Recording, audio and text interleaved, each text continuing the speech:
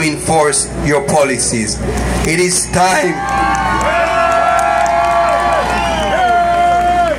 time to protect your Jewish students and to say out loud that anti-Semitism is not acceptable. And that hate, any type of hate, is not acceptable. We are here as proud Jews to peacefully support the Jewish students who will not be terrorized by the anti-Semitism on campus. We're not Jews with trembling knees.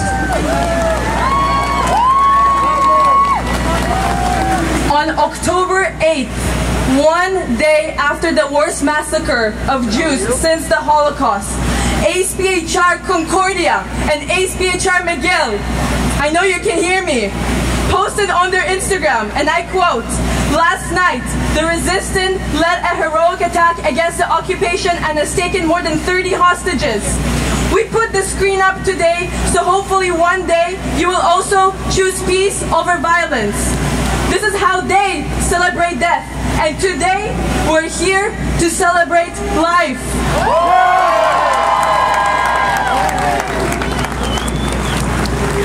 אני רוצה להגיד לכולם, אנחנו חייבים להישאר חזקים ומאוחדים. זה הזמן שלנו לעמוד אחד לצד השני ולהילחם באנטישמיות הגוברת שאנחנו רואים מסביב לעולם. אנחנו לא ניתן להיסטוריה לחזור על עצמה. היום יש לנו מדינה, וזאת המדינה שלנו, מדינת ישראל. עם ישראל חי! עם ישראל חי! עם ישראל חי! עם ישראל, עם ישראל, עם ישראל חי! עם ישראל חי! עם ישראל חי! עם ישראל, עם ישראל, עם ישראל חי! עוד אבינו, עוד אבינו, עוד אבינו חי! עוד אבינו, עוד אבינו, עוד אבינו חי! כולם! עם ישראל חי! עם ישראל חי! עם ישראל, עם ישראל, עם ישראל חי! Up next, we have Jamie Fabian. He is a law student at McGill University.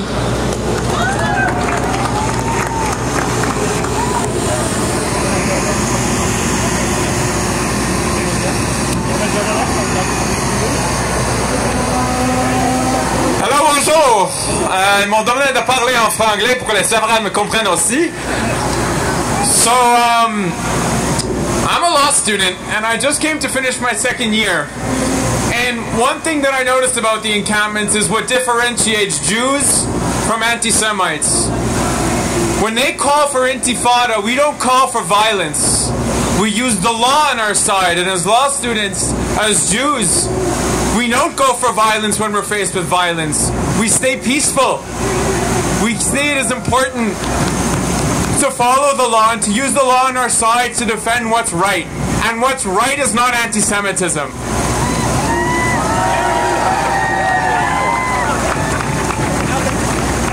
Anyone and everyone has the freedom of free speech. They can protest against violence wherever they want. But I draw the line when they call for the death of innocent Israeli Jews and for exploding buses and intifadas and for the river to the sea Palestine will be free. In the 1920s and 30s, there was graffiti in Poland and in Germany and in Hungary that Jews should go back to Palestine. And after 6 million of us were killed, we went back to the region. Now we have calls in those same places that we need to go back to Europe. There's nowhere else for us to go.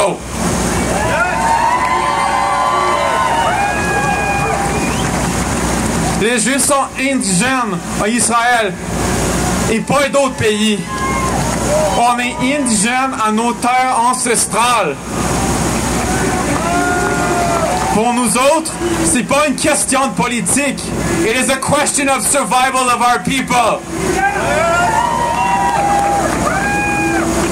Je vais terminer en faire un shout-out, pas juste aux étudiants montréalais à McGill et Concordia qui ont vécu de l'antisémitisme affreux, but to the American Jews who have been fighting tirelessly pour la dernière quelques semaines to combat l'antisémitisme et la violence that has perpetrated the formerly respected institutions of Columbia, of UCLA, and the fact that despite that's been going on for 2 weeks, the administration of McGill has taken no steps to learn from the mistakes made by those schools, and the exact same thing has happened here.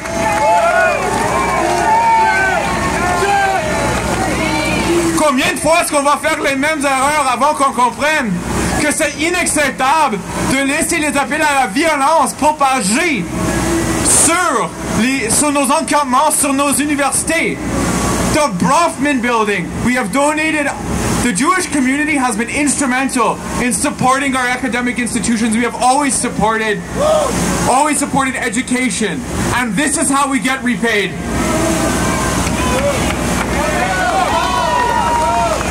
Anyways, I conclude by saying, Am Yisrael Chai, and the Jewish students are not giving up. We will continue to fight, and we will continue to support our community. Merci à tous.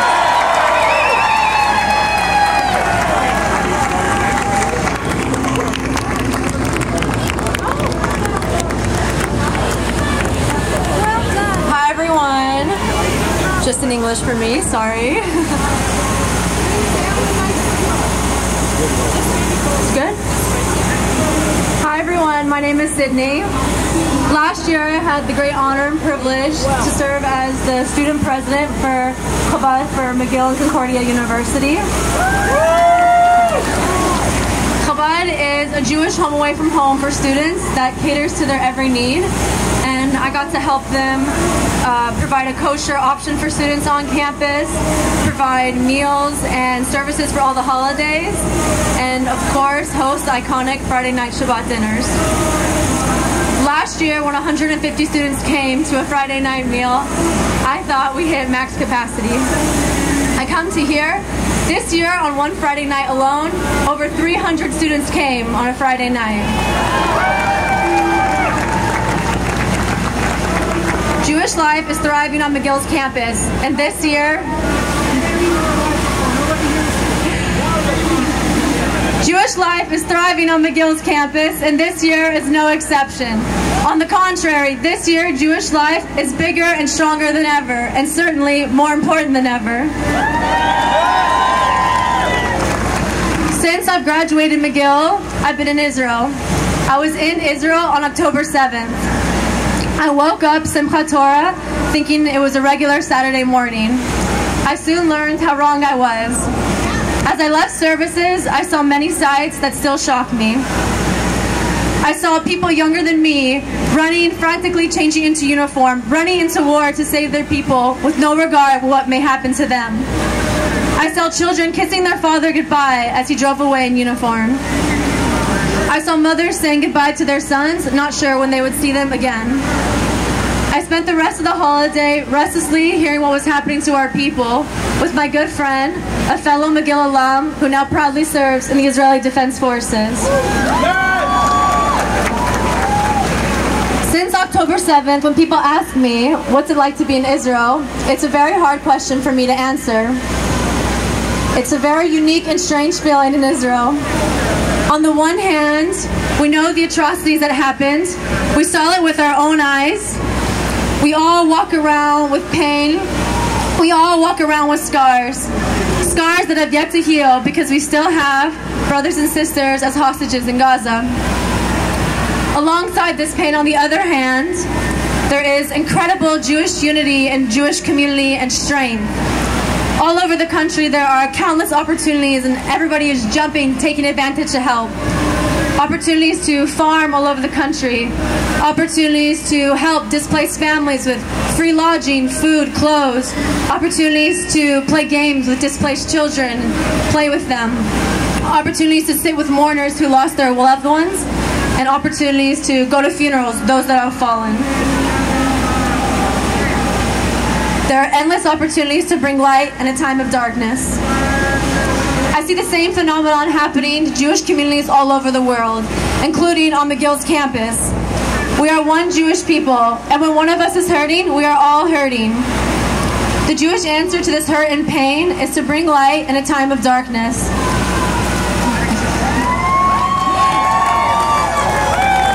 Right now, there's a Jewish awakening happening all over the world, and McGill's campus is no exception. More and more Jewish students are waking up and tapping into their identity, tapping into their Judaism, tapping into their heritage. Jewish groups on campus are practically doubling in size. During my time at McGill, I was a very proud Jewish student. I loved campus life in downtown Montreal. Only less than a year later, my first visit to McGill as an alum, McGill campus looks a lot different. McGill campus no longer looks like a place where a Jewish student can walk around proudly expressing their Judaism. McGill campus no longer looks like a place where a student can wear a kippah or Magen David in class and not be targeted. It's imperative that McGill administration supports spaces on campus that celebrate Jewish life and support Jewish students. These spaces are invaluable, especially at a time like now. These spaces are more important than ever, where Jewish students can express themselves and be who they are and forever be proud of their over 3,000-year-old legacy, spreading light in times of darkness. Am Yisrael Chai.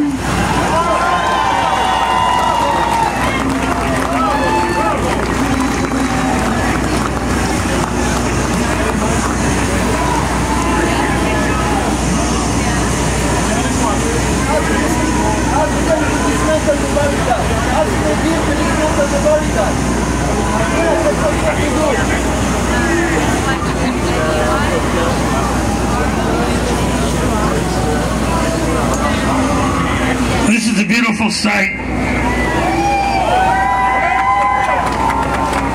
We know who we are, and we know who we represent. We represent those who build. We represent those who create. We represent those who defend human rights. We represent those who have contributed to building the universities of this city.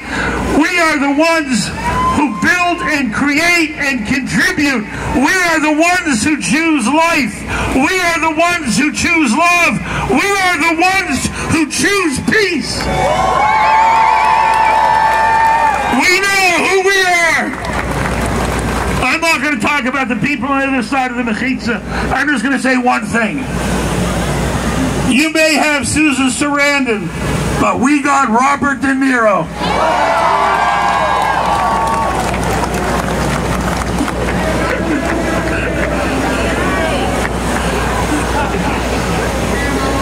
You know, we haven't spent enough time in this community thanking the Premier of the province, Francois Legault, who has been a fantastic stalwart friend of the State of Israel and the Jewish community. And we are here today to support what he said this morning. It's time for the police to move that encampment. McGill has given a green light. The police have been wonderful for us since October the 7th. But one more thing has to happen. That illegal encampment has to go.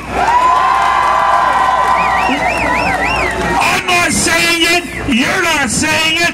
The Premier of the province said it. You know, since October the 7th, we are rightfully distressed by the silence of our friends, people with whom we allied for decades in common struggles for social justice. We stood by their side, cause after cause, movement after movement, and on October the 7th they ran for the hills and they were silent. We have never asked of them to support the State of Israel. We have asked only one thing: support your own declared values. And if you support your own declared values, you stand with us, because we stand for inclusion, we stand for tolerance, we stand for human rights, we stand for women's rights, we stand for gay rights, we stand with us.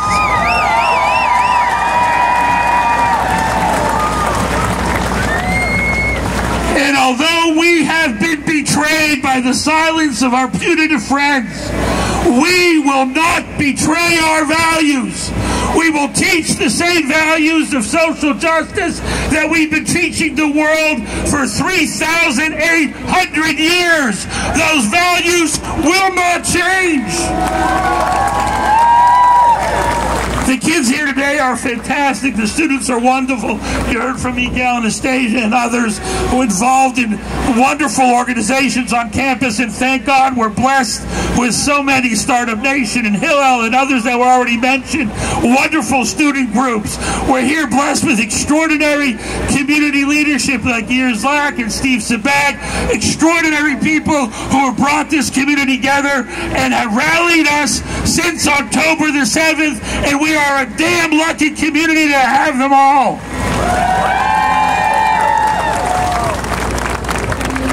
I'm going to quote somebody who's talked to me before that I got up here. David Amiel, former president of the Federation, said something wonderful to me.